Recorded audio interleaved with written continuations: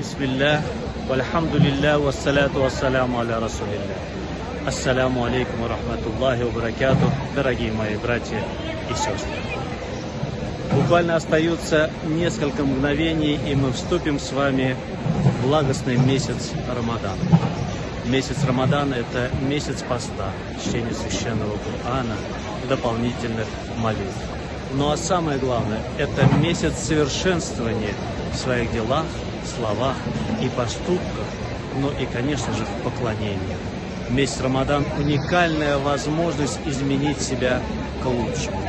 Так давайте этот месяц встретим именно с намерением усовершенствовать свой нравс, свои дела и поступки. Искренне от всей души поздравляю вас с месяцем Рамаданом, с праздником длиною месяц.